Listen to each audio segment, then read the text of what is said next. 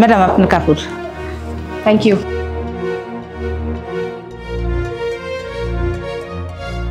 Hello. ও আচ্ছা, তোমার ওষুধ লাগবে না? আচ্ছা, কি যেন ওষুধের নাম? ও, কোন দোকানে পাওয়া যায়? ওই যে বাজারের মোড়টাতে, বড় দোকানটাতে? আচ্ছা ঠিক আছে, আমি কাম শেষ করে আহার সময় নিয়ে আমুনি। তুমি কোনো চিন্তা করো না। তাহলে এখন রাখি। আচ্ছা ঠিক আছে। ম্যাডাম আমার টাকাটা? টাকা তো আমি আপনাকে দিয়ে দিয়েছি।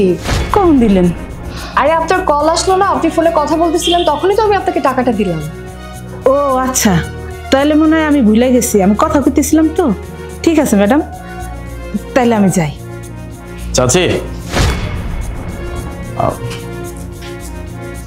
এই যে আপনার 200 টাকা। আলিফ, তুমি আবার ওনাকে কিসের টাকা দিচ্ছ? আমি তো ওনার টাকা ওনাকে দিয়ে দিয়েছি, পেমেন্ট করে দিয়েছি। এটা ওনারই টাকা, তাই ওনাকে দিচ্ছি। সাহেব, আমার টাকা মানে? বুঝলাম না। চাচি, আপনি ভুলে গেছেন 2 দিন আগে বাস স্ট্যান্ডে আপনি আমাকে 200 টাকা দিয়ে হেল্প করছিলেন? এটা সেই টাকা।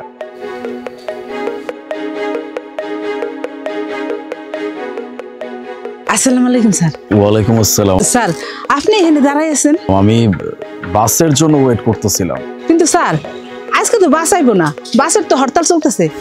স্যার, আপনার তো গাড়ি আছে, গাড়ি কি হয়েছে?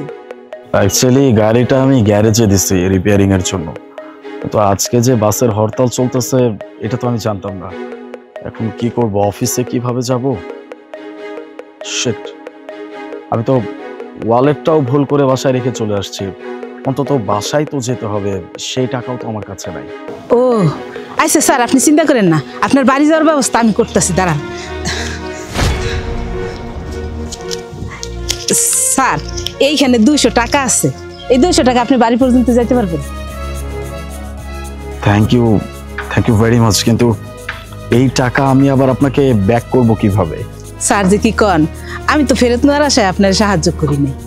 আমার মায় কইছে যে আসলে সবসময় 200-300 টাকা বাইন্দা রাখতো, যাতে বিপদ আপদ পড়লে মানুষেরও কাজে আসে, তোরও কাজে আসে। তাই তখন থেকে আমি সবসময় আমার আসলে 200-300 টাকা বাইন্দা রাখি। আজকে 200 টাকা বাইন্দা রাখছি স্যার। স্যার, তাছাড়া আপনার বাড়িতে তো আমি মাঝে মধ্যেই যাই, যদি সুযোগ পান তাহলে দিয়ে দিন, আর না দিলেও কোনো সমস্যা নেই, আমার এই টাকার উপরে কোনো দাবি নেই স্যার। আজকে আপনি যে আমাকে কত বড় উপকার করলেন সেটা আমি আপনাকে বলে বুঝাইতে পারবো না। টাকার অ্যামাউন্টটা অনেক ছোট, তবে উপকারটা অনেক বড়। Thank you very much. আমি আপনার টাকাটা আমি আপনাকে ফেরত দিয়ে দিব। আচ্ছা স্যার, আমি তাহলে যাই, আমার অনেক কাম আছে, অনেক বাড়িতে কাপড় ধোয়া লাগবে। আসসালামু আলাইকুম। ঠিক আছে, ওয়ালাইকুম আসসালাম। আচ্ছা সাহেব, সামান্য 200 টাকা, আপনি বিপদে পড়ছিলেন, আমি সাহায্য করছি, এটা ফেরত না দিলেও চলতো। কেন দরকার থাকবে না? আপনার টাকা আমি আপনাকে ফেরত দিব না?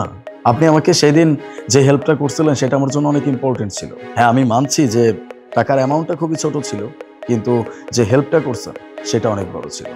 আর আপনি আমাকে বিপদের সময় সাহায্য করছেন, এখন সেই টাকাটা যদি আমি আপনাকে ফেরত না দিই, তাহলে ইন ফিউচার অন্য কাউকে বিপদগ্রস্ত দেখলেও হয়তো আপনি তাকে সাহায্য করতে পারবেন না। আপনি এটাই ভাববেন যে সামান্য 200 টাকা দিয়ে একজন মানুষকে সাহায্য করলাম, সেই মানুষটা আমাকে এই 200 টাকায় ফেরত দিতে পারলো না। এই জন্য এই টাকাটা আপনাকে ফেরত দেওয়া অনেক দরকার, তাই না? টাকাটা রাখুন।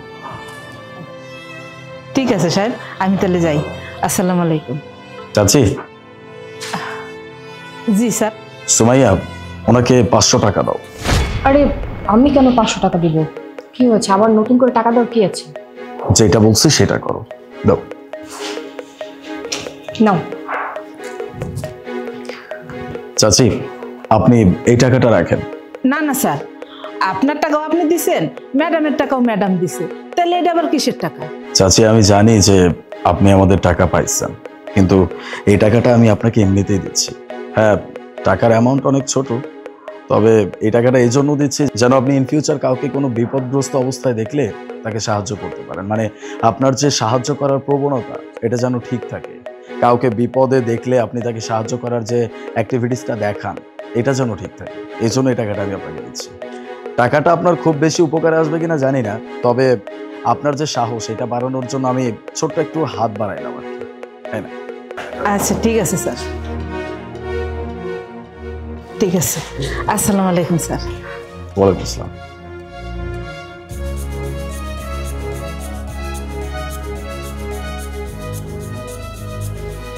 আলিফ, তোমার কি মাথা ঠিক আছে? 200 টাকা তোমার কাছ থেকে পেতো, তুমি দিস তো ঠিক আছে, আবার 500 টাকা আমার কাছ থেকে নিয়ে ওকে দেওয়ার কি ছিল?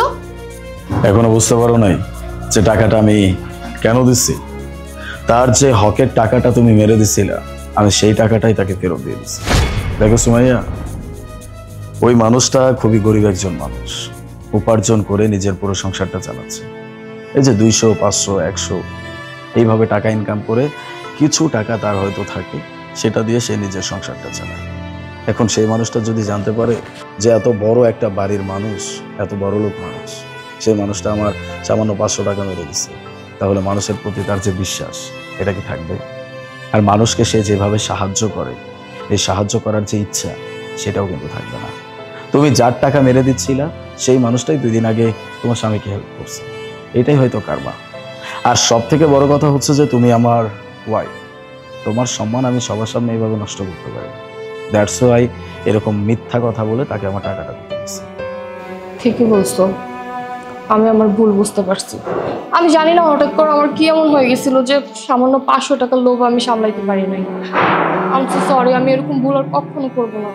আজকে তুমি আমাকে সবকিছু বোঝায় দিছো, আমি রিয়েলাইজ করতে পারছি। সরি, আমি এরকম বাজে কাজ কোনোদিন করবো না, আমি তোমাকে কথা দিচ্ছি। তুমি প্লিজ আমাকে মাফ করে দাও, আমার উপর রাগ করে থেকো না। ইটস ওকে, নিজের ভুল বুঝতে পারছো, এটাই তো অনেক। চল।